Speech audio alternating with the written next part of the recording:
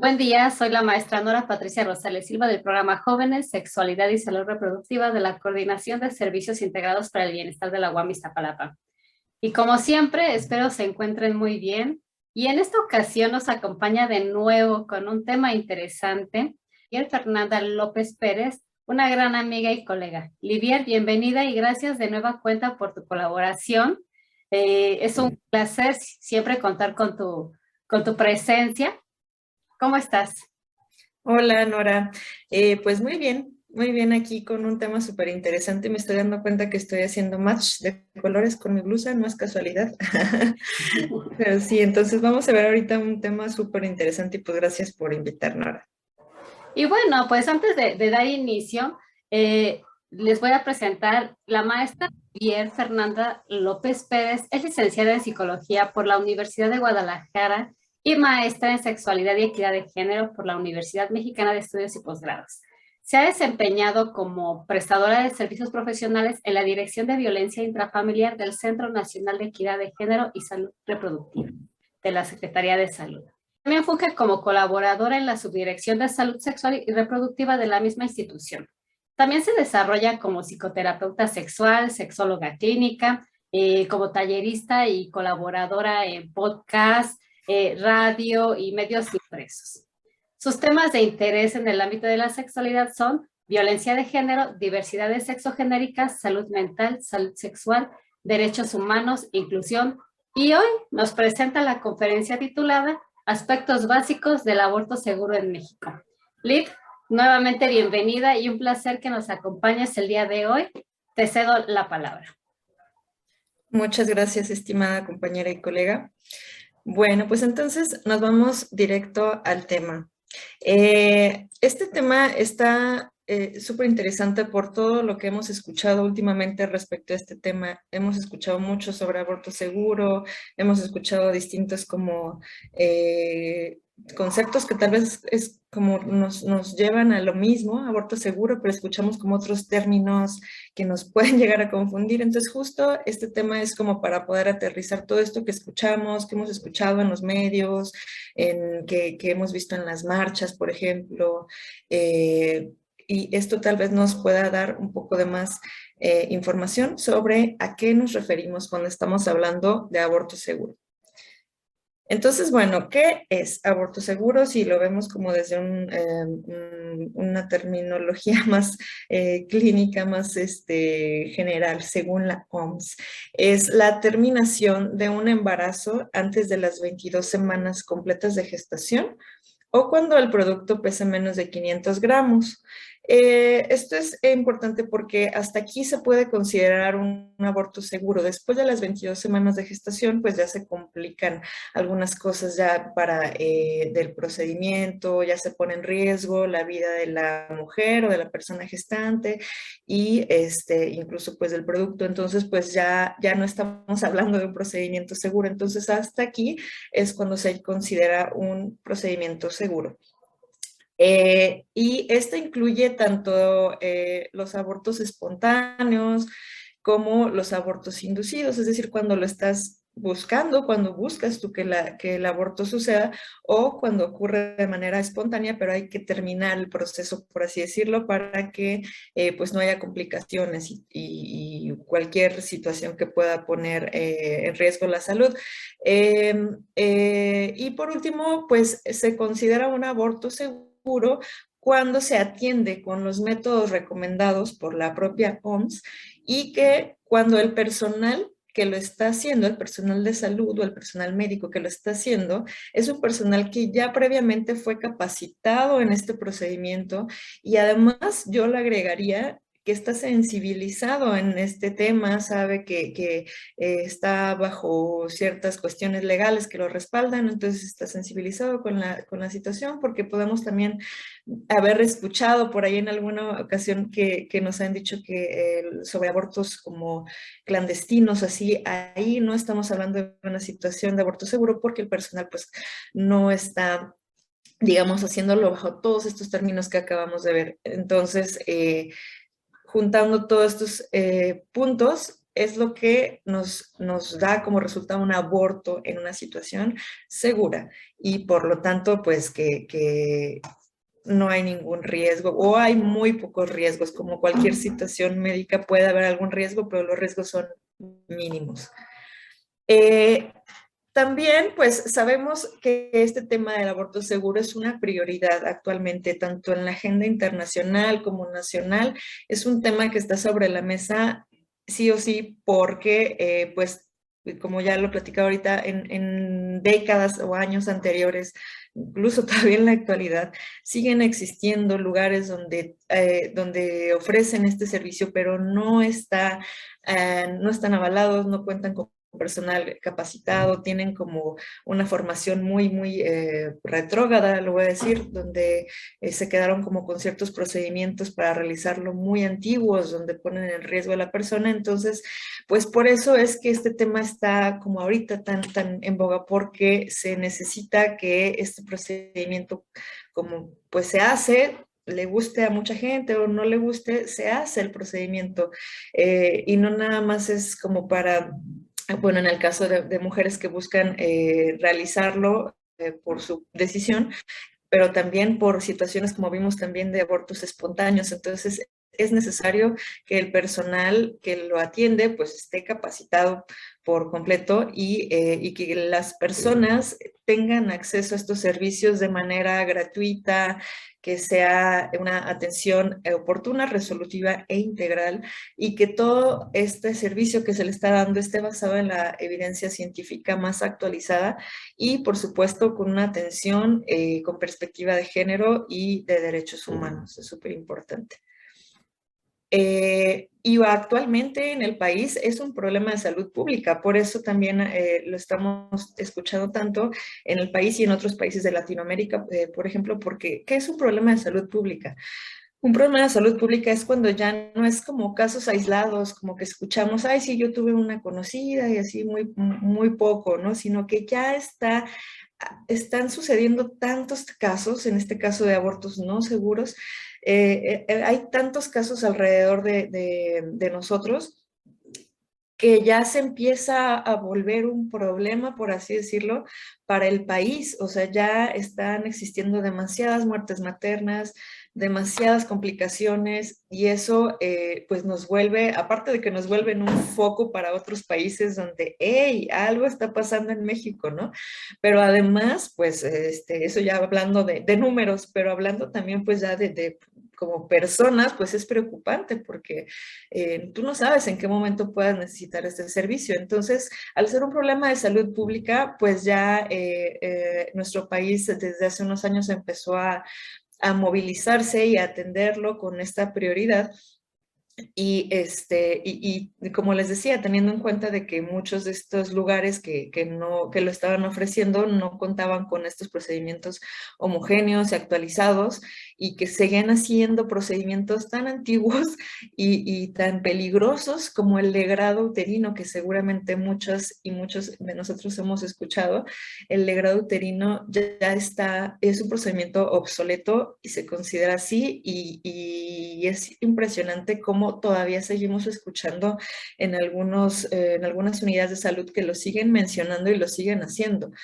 Entonces, si lo llegan a escuchar, corran porque ese ya no es un procedimiento seguro. ¿Qué sí es seguro entonces? Hay dos métodos seguros recomendados por la OMS porque son muy efectivos, porque son menos invasivos, menos agresivos y dan un mejor resultado. De estos dos métodos estamos hablando de los medicamentos, la combinación de dos medicamentos o de uno, dependiendo del caso, y la aspiración endouterina. En el caso de los medicamentos es un régimen combinado de misoprostol y mifepristona durante el primer trimestre del embarazo y tiene una eficacia del 95-98% de efectividad y de seguridad y de que todo va a salir perfectamente. Este porcentaje, pues como les decía, ¿no? Nunca nada de los procedimientos médicos tiene una eficacia del 100% porque pues siempre puede haber alguna pequeña complicación, pero ya son como que cosas muy extrañas y que pueden llegar a suceder, que no están muchas veces a nuestro alcance. Entonces, eso es importante también de mencionarlo. Y también está la otra forma de aplicarlo con medicamentos, que es solo misoprostol durante el primer trimestre del embarazo, y este tiene un 85% de eficacia. Y ahora dirán, ¿por qué? Pues mejor no usar el combinado, ¿no? Pero en este caso, muchas veces podemos encontrar que lamentablemente en las unidades de salud a veces no cuentan con todo el abasto. Otro de los métodos muy seguros y también utilizados en la actualidad es la aspiración endouterina, que como su nombre lo dice, pues es una aspiración del producto, pero es con herramientas seguras y es bastante pues fácil y rápido de realizar. Este procedimiento tiene un 98% de eficacia durante el primer trimestre de embarazo. ¿Cómo elegir cuál en una situación? Pues totalmente la decisión la toma el personal médico que ya está capacitado y depende mucho de las semanas de gestación, de la situación del embarazo, qué tan avanzado esté el embarazo en sí. Cómo va la situación de la persona gestante, o sea, depende de muchas situaciones y entonces se determina cuál es el método que se va a utilizar. Ahora, algo que también hemos escuchado mucho alrededor del aborto seguro son estos términos en México y en otras partes también de Latinoamérica, pero ahorita nos metemos en ese tema más a profundidad. Pero en el caso de México, hemos escuchado sobre todo dos términos seguramente que tal vez nos puedan llegar a causar confusión, que es ILE e IVE. IVE es la interrupción voluntaria del embarazo y la ILE es la interrupción legal del embarazo. Ahora, esto lo puede llegar a confundir porque uno es legal y otro es voluntario. Sin embargo, es importante comentar que los dos procedimientos, de los dos estamos hablando de un aborto seguro, ¿sale? Para empezar, los dos son procedimientos de aborto seguro. Y los dos procedimientos son legales. Aunque uno tenga el nombre tal cual de legal y el otro no, no significa que el otro no sea legal, sino que los dos son legales, solamente son términos legales. Por así decirlo, es el nombre legal que le pusieron y así se quedó bautizado, pero los dos son legales, ¿vale? En el caso de la ILE, que es el que seguramente hemos escuchado más, el de la interrupción legal del embarazo, esta es el que hemos escuchado últimamente en algunas entidades como desde Ciudad de México, desde ya hace 10 años, un poco más aproximadamente, y también últimamente, desde el año pasado en Oaxaca, Hidalgo, Veracruz y Baja California, son los estados que hemos escuchado por ahí ese término. Este procedimiento o más bien este término legal se refiere a que la persona que solicita este aborto seguro puede, valga la redundancia, solicitarlo bajo su libre solicitud, o sea, es decir, porque así lo decide la persona.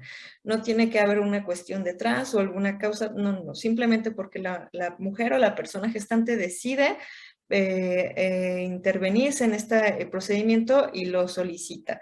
Y puede ir a las unidades que ya en cada entidad tienen identificadas y tiene también esta característica que solamente es hasta las 12 semanas de gestación. ¿Se acuerdan que decíamos que el aborto seguro es hasta la semana 22? En el caso de la ILE, o sea, por la libre solicitud, solamente es hasta las 12 semanas de gestación que se puede solicitar. Digamos que es un periodo donde es todavía mucho más seguro realizar este procedimiento. Entonces, pues solamente en estas entidades que estamos viendo ahorita en la pantalla y que ya mencionamos hace un momento, es donde podemos solicitar este procedimiento con este término de ILE. Ahora nos vamos al otro término que es IVE, de la interrupción voluntaria del embarazo, y en este caso solamente puede ser solicitado en casos de embarazo por violación sexual. ahorita vamos a irnos sobre la normatividad mexicana, qué es lo que está sustentando este. Y a pesar de que el aborto seguro por una causa de violación sexual está, es legal en el país desde hace muchos años, pero ha habido unos cambios de 2016 a la fecha, que ahorita vamos a revisar, y pues entonces eso es como la mayor diferencia. En este caso solamente es embarazo por violación sexual. Y el límite de semanas de gestación, este es bien específico en cada estado, en cada entidad federativa.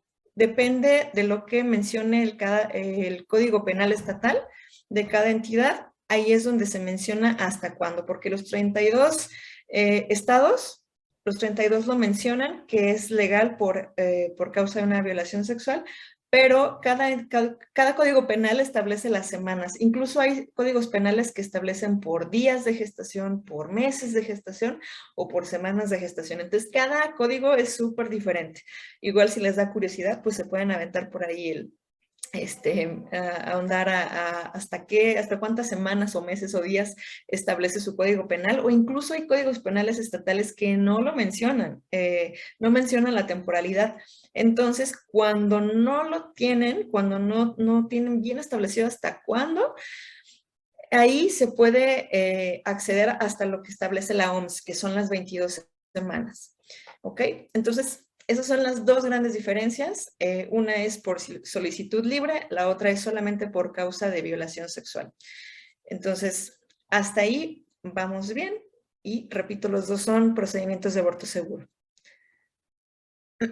También es importante tener en cuenta que en el caso de la IVE, por ejemplo, que hablábamos de una violación sexual, estamos hablando de una urgencia médica. Esto es importante porque si estamos hablando de una urgencia médica, el personal de salud tiene la obligación de atender lo más pronto posible y de no postergar este servicio. La negativa de este servicio constituye un acto violatorio grave de los derechos humanos, y ya que esto implica que la persona siga con este daño que se le ocasionó, en este caso un embarazo no deseado, y es altamente pues castigado. Entonces esto es importante tener en cuenta. ¿Qué es todo lo que nos da este sustento? ¿Qué es donde puedo ampararme si es que soy personal de salud o simplemente quiero saber qué es lo que me respalda para poder hablar de este tema? Voy a enfocarme ahorita justo en el tema de lo que hablábamos de la IVE, es decir, la atención al aborto seguro cuando es una causal de violación sexual. Les comentaba que a pesar de que ya tiene muchos años que es legal, a partir de 2016, de marzo de 2016, se hizo una actualización en la norma 046, que, bueno, esta norma tiene por objetivo observar la detección, prevención, atención y orientación en los casos de personas que hayan vivido alguna situación de violencia familiar, de género o sexual. Entonces, esta pues actualización fue muy importante. Y esta actualización también se hizo a la par con la actualización de la Ley General de Víctimas, que también tiene mucho que ver, está alineada mucho con esta norma. Entonces, en una de las cosas que se actualizaron de esta norma, o uno de los numerales, mejor dicho, que se actualizaron fue el 6.4 para el tratamiento específico de la violación sexual, y en específico el numeral 6427, que nos menciona que en caso de embarazo por violación, las instituciones públicas prestadoras de servicios de atención médica deberán prestar servicios de interrupción voluntaria del embarazo, y aquí es donde sale este término de interrupción voluntaria del embarazo. IVE, el origen está en la norma 046. Los casos permitidos por ley. ¿Cuáles son los casos permitidos por ley? Pues como ya vimos, en causa de violación sexual, y entre otras como malformación y otras dependiendo del estado. Conforme a lo previsto en las disposiciones jurídicas de protección de los derechos de las víctimas y previa solicitud de escrito bajo protesta de decir verdad de la persona afectada que dice que este embarazo es producto de violación. Y esto es súper, súper importante y fue un súper paso en todo el tema de aborto seguro en México, porque aquí solamente lo único que nos está pidiendo esta norma es de que la persona que está solicitando esta interrupción del embarazo, este aborto seguro, lo único que tenga que hacer sea dar un escrito bajo protesta de decir verdad y una breve descripción de los hechos. Esto me sucedió tal día, y por tanto solicito el servicio de interrupción voluntaria del embarazo. Y firma. Y eso es todo lo que se necesita para que el personal médico proceda a darle este servicio. Esto fue muy revolucionario, causó mucho ruido en su momento y todavía, porque pues muchos del personal médico decían, ¿y cómo sé que es verdad, que me está diciendo la verdad que fue una persona violada y no está mintiendo? Y no me meto yo en un problema de brindarle este servicio de aborto y tal vez yo como personal médico me veo en alguna situación, pero justamente esta norma, junto con la Ley General de Víctimas, pues ampara al personal médico para que con este simple papel pueda brindar este servicio sin ningún problema y al contrario, más bien si llega a negar el servicio es cuando llega a haber algún problema. Entonces, eso es importante de saberlo tanto nosotros como usuarios de salud, como el personal médico que nos va a atender. Entonces, y este cambio también estuvo basado en el hecho de que antes de esta actualización, en la norma 046 nos decía que para realizar este servicio de aborto, de interrupción del embarazo, se tenía que esperar a que el Ministerio Público o la institución de justicia, en su caso, diera este visto bueno de que ya investigó toda la situación y en efecto fue una violación sexual o no fue una violación sexual, lo cual es muchas veces muy difícil de comprobar, y esto atrasaba muchísimo el procedimiento y pasaban semanas y semanas y semanas y el embarazo iba avanzando, avanzando. Entonces, cuando decían ya por fin, ay, ¿qué creen que sí fue violación sexual? Adelante, ya tenía 30 semanas de gestación, ¿no? Ya era imposible realizar el aborto. Entonces, todo esto obstaculizaba muchísimo y por lo tanto, pues violaba los derechos de las personas que solicitaban este servicio. Esta actualización fue de mucha importancia para el tema de aborto seguro en México.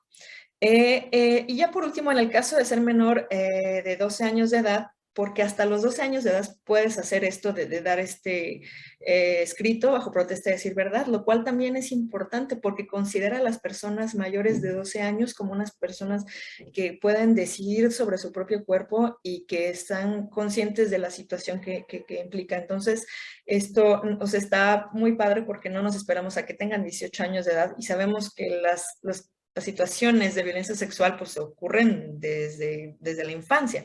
Entonces, esto es muy importante, pero en el caso de ser menor de 12 años de edad, aquí sí se solicitaría la presencia o la validación del padre, madre o tutor.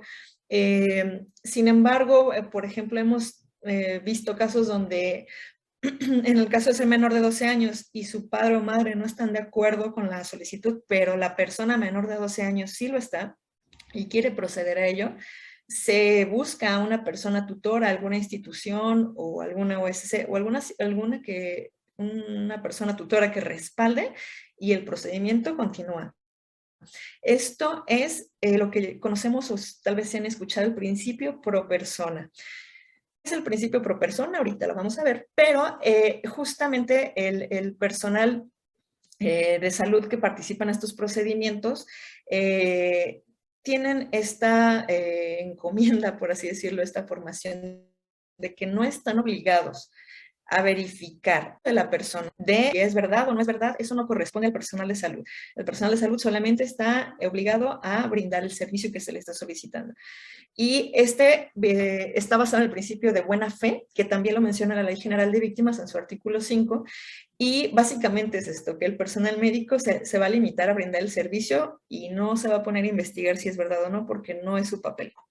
Entonces, está ligado con este principio pro persona que estábamos hablando hace un momento, y este principio pro persona viene desde la Constitución Política del país, desde su artículo 1, que menciona las normas relativas a los derechos humanos se interpretarán de conformidad a esta Constitución y con los tratados internacionales de la materia favoreciendo en todo tiempo a las personas. Es decir, hace un momento hablábamos, el principio pro persona. En el caso de que les decía, por ejemplo, las personas menores de 12 años, siempre se va a buscar que la persona que esté solicitando el servicio sea la más favorecida en todo momento. Es el principio pro persona. Que si en ese momento este artículo, esta ley, este punto, este numeral de la norma no me favorece, se va a buscar otro que me favorezca a mí. Es lo que les decía, si papá o mamá no están de acuerdo, entonces se va a buscar a alguien que sea su tutor en ese momento. Eso nos referimos con el principio pro persona.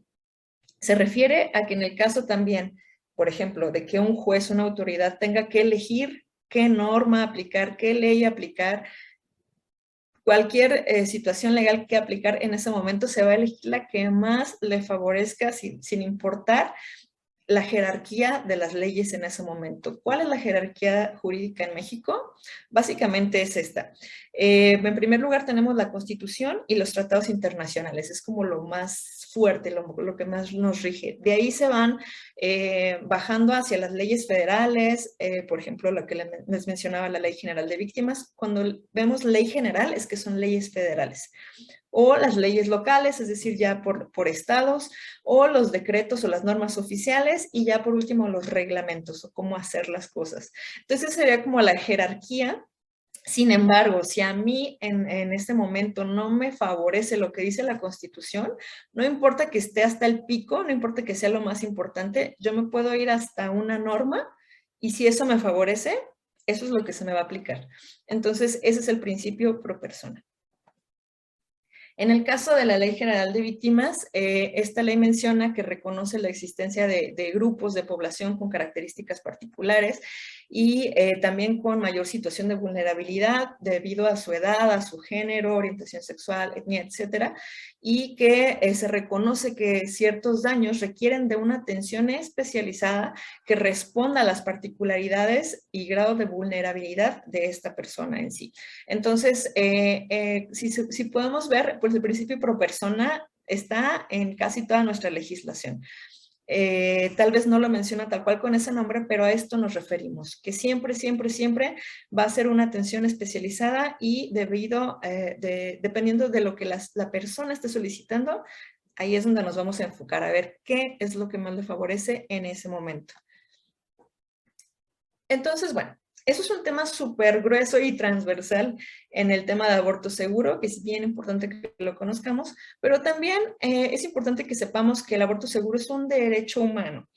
También forma parte de los derechos sexuales y los derechos reproductivos. En el caso de los derechos reproductivos se reconoce como un principio básico que toda persona pueda decidir libre y responsablemente sobre su reproducción y alcanzar el más alto nivel de salud durante este proceso. Y en el caso de los derechos sexuales nos menciona que pues tenemos derecho a poder acceder a tener control sobre nuestra propia sexualidad y nuestro erotismo. Entonces, si se fijan, pues todo tiene que ver con acceder a este proceso de aborto seguro. También tenemos derecho a la vida, tenemos derecho a la atención digna en salud, tenemos derecho a determinar nuestra elección de maternidad, paternidad de manera libre e informada, tenemos derecho a la igualdad y no discriminación, a nuestra libertad de creencias y religión, a la dignidad, a la educación y la información, entre otros derechos, y todos, todos, todos tienen que ver con acceder al aborto seguro y poder tener el mejor servicio posible, porque todo eso es mi derecho. Entonces, también por ahí hemos escuchado relacionado al tema de aborto seguro, la objeción de conciencia. Este es un término que es utilizado sobre todo por el personal médico y personal de salud en general. Ahorita creo que hay otras profesiones que también lo mencionan, pero ahorita solo nos enfocaremos en el personal de salud. La objeción de conciencia es básicamente cuando, por ejemplo, una médica dice, ¿sabes qué? Yo no quiero hacer este procedimiento de aborto seguro porque va en contra de mi religión.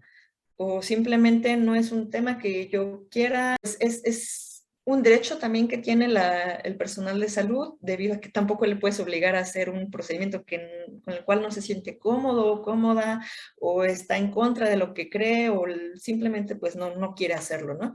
Eso es la objeción de conciencia. La objeción de conciencia es un tema que todavía tiene que tener unas bases más sólidas en el caso de México, porque no hay algo que realmente lo sustente, o que donde se puedan como amparar el personal de salud, pero sí es importante que lo conozcan. Sin embargo, en el caso de los abortos, en el caso del aborto seguro, este tema de objeción de conciencia no deberá ser un obstáculo para que la persona que esté solicitando el servicio se le obstaculice. O sea, no es válido que se le obstaculice. Por ejemplo, bueno, en donde trabajo, pues de repente escuchamos personal de salud que dice de miedo, de estigma. Entonces es algo que es importante trabajar. También, pues obviamente está bien si yo no considero nunca acceder a este servicio, pero si conozco a alguien que sí, pues apoyarle a la persona. También otro de los grandes obstáculos para acceder al aborto seguro, creo yo, es la desigualdad de género, o sea, todo lo que nos minimiza en algún momento a las mujeres para poder acceder a estos servicios, o que se nos revictimiza. Toda esa cuestión relacionada alrededor del género también son obstáculos gigantescos para poder acceder a esto.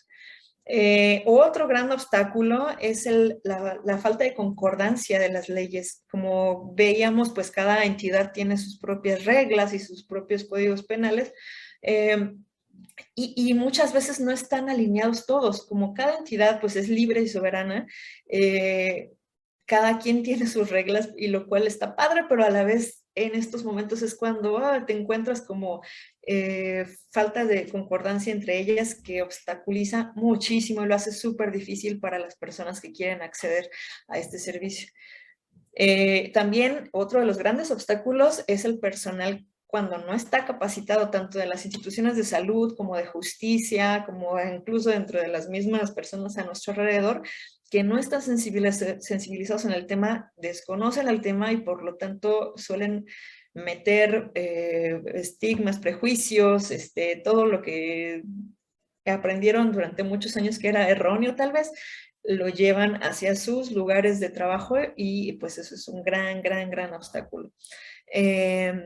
Y todo esto pues trae consecuencias súper graves, yéndonos desde la revictimización que ya vimos, hasta complicaciones dentro de este procedimiento, hasta la muerte de la persona gestante, hasta el suicidio de la persona, porque, no sé, se le revictimizó, se le violentó miles de veces, entonces le lleva al suicidio, el maltrato constante, y hasta la pérdida de la libertad incluso. O sea, de que antes cuando no estaba como muy bien establecido esto, incluso terminaban en la cárcel muchas mujeres que querían abortar, y lo hacían de manera clandestina y terminaban privadas de su libertad. Entonces, todo esto pues son consecuencias gravísimas. Y bueno, uno de los también principales obstáculos pues es esto de que todavía no está bien establecido que la violencia es una de las principales causas de estas, de poder acceder a el aborto seguro. Entonces, muchos tipos de violencia siguen siendo muy normalizados en nuestra sociedad, y por lo tanto se minimizan, o no son registradas, o no son reportadas. Entonces, eso también nos obstaculiza mucho. Es decir, muchos de los casos que se solicitan de aborto seguro, por ejemplo, por causa de violación sexual, muchas veces no quedan registradas como que fue por una violación sexual, porque es muy difícil. Escasamente se reportan estos casos, sobre todo en situaciones, por ejemplo, comunidades muy alejadas, o personas en una situación de vulnerabilidad más importante. Todos estos casos no registrados, todo este subregistro, obstaculiza que esto siga avanzando, porque entonces dicen, pues miren, no hay tantos casos de violación sexual, entonces pues como para qué prestarle tanta atención, ¿no? Entonces, todos estos datos subestimados es un gran obstáculo. Por otro lado, cuando la mujer o la persona gestante puede acceder a un aborto de manera segura, de manera legal, de manera con personal capacitado y todo lo que ya vimos que es un aborto seguro, la persona pues está comprobado que en primer lugar pone a salvo su vida, ¿no? Se realizó un procedimiento seguro y su vida está a salvo. No se mete en riesgos con una mala práctica, no agrava tampoco su condición económica, porque muchas veces lo clandestino te cobraban miles y miles de pesos, no afecta tu salud y puedes continuar con tus planes de vida. Y en el caso de si es por una violación sexual, por ejemplo, pues pones fin a esta situación y no tienes que todavía continuar con un embarazo que tú no planeaste ni quisiste. ¿Cómo poder acompañar? Ok, sí, tal vez no, yo no accedo a este servicio, pero conozco a alguien que sí lo ha hecho o que va a hacerlo. ¿Cómo puedo acompañar? Para empezar, poder reconocer que este es un derecho a la salud. No está haciendo nada malo y es simplemente una decisión que tomó que considero que fue lo mejor para esta persona y el poder acompañarle en esta decisión teniendo en cuenta de que es su derecho. También poder separar lo que yo creo, lo que a mí me han enseñado, que también es válido si yo lo quiero creer así, pero poder separar lo que yo pienso con lo que la otra persona piensa y poder acompañarle de manera más genuina. Y estar también atenta a sus necesidades, respetar también sus tiempos, porque muchas veces queremos que estas personas lo hagan ya o que lo hagan de tal o cual forma porque queremos ayudarle, porque la queremos a la persona. Sin embargo, también es importante respetar los tiempos de esta persona. Tal vez no van a ser los mismos que yo quisiera, pero son sus tiempos. Evitar dar instrucciones también o consejos que suenen más como a que tienes que, sino que pues simplemente brindarle información, la información que sé. Tal vez me instruyo, me pongo a leer y le paso esta información para que tenga y también intentar captar cómo se siente ante esta situación. Sabemos que el aborto pues es un tema que tiene mucho estigma alrededor todavía. Afortunadamente cada vez un poco menos, pero sigue teniendo estigma. Entonces, también escuchar cómo se siente, qué representa para ella el poder acceder a este servicio. Hay culpa, hay sentimientos como de tristeza o por el contrario, se siente liberada, se siente que después de eso va a ser otra, o sea, punto y aparte, otra historia. Entonces, no sé, vamos a preguntar cómo se siente con esta situación y a partir de ahí, pues ya poder acompañarle. También mostrar calidez en nuestro acompañamiento, expresiones de apoyo, de que voy a estar ahí, de que no te preocupes, yo te sostengo, lo que sea, ¿no?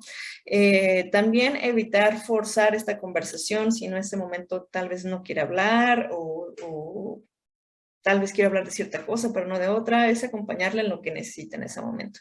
Y no temer decir no lo sé, o sea, es un tema que todavía apenas estamos conociendo muchas de nosotras, entonces se vale decir no lo sé, pero vamos a investigarlo y te acompaño a investigarlo. Y finalmente, pues el objetivo es de que esta persona que va a acceder a este servicio esté empoderada con esta decisión, esté empoderada de este tema. Esto se refiere a que a partir de que yo me investigo o me asesoran y sé más del tema, sé de qué va a tratar, sé qué me va a pasar, cuáles son los riesgos, cuáles no son los riesgos, y que tenga toda esta información, todo este bagaje en mi poder, entonces me siento empoderada para poder decidir si quiero hacerlo o no quiero hacerlo, o quiero esperarme un poquito, unos días más, para poder pensarlo. Es confianza de poder saber qué es lo que quiero hacer. Y bueno, ya por último, ¿a dónde poder acudir? En el caso de los servicios de salud, en este caso de la Secretaría de Salud, pues se cuentan con los servicios de aborto seguro, que estos están ubicados en las 32 entidades federativas y se atiende a cualquier persona, mujer, niña, adolescente, personas con capacidad de gestar que requieran la atención al aborto en el primer trimestre sin complicaciones y tanto espontáneos como inducidos dentro del marco legal vigente y en apego a la norma 046, es decir, depende de la entidad federativa si se va a acceder a una IBE o una ILE o cualquier servicio de aborto seguro. El directorio, pues aquí está. De todos modos, bueno, sabemos que no vamos a aprendernos el link de memoria, pero si ponen en su buscador servicios de aborto seguro, salud, es el primer link que les da. Y pues eso sería todo. Nada más para terminar, igual es información general, es información que a todas y todos nos puede servir en algún punto, solamente para tener conceptos muy básicos sobre lo que es el tema de aborto seguro, y a partir de aquí, si algo me llama la atención, pues poder meterme en la normatividad, en fuentes internacionales, nacionales, que nos puedan meter todavía más información. Pero bueno, espero haya sido de utilidad. Muchísimas gracias. Livier, pues muy útil toda esta información que nos acabas de compartir. Pues agradezco mucho esta conferencia tan interesante, que sin duda pues es un tema que es importante tener presente, ¿no? Y como lo mencionaste al inicio, ¿no? Es una prioridad de salud pública por ser considerado en nuestro país un problema muy grave, ¿no? Por los riesgos que implica para la salud de las personas con capacidad de gestar. Y también los procedimientos clínicos han mejorado para el bienestar de la salud y la confianza de las mismas, además de los avances en la legislación con la norma 046, para poder ejercer de manera libre y consciente uno de los derechos reproductivos. Y a nombre de la Universidad Autónoma Metropolitana, Unidad Iztapalapa, la Coordinación de Servicios Integrados para el Bienestar y el Programa Jóvenes, Sexualidad y Salud Reproductiva, agradecen la participación de la maestra Livier Fernanda López Pérez, con la conferencia titulada Aspectos básicos del aborto seguro en México. Y a todas las personas que nos acompañaron, muchas gracias por su atención. Tengan un buen día. Hasta pronto. Muchas gracias, Liv. Gracias, Nora.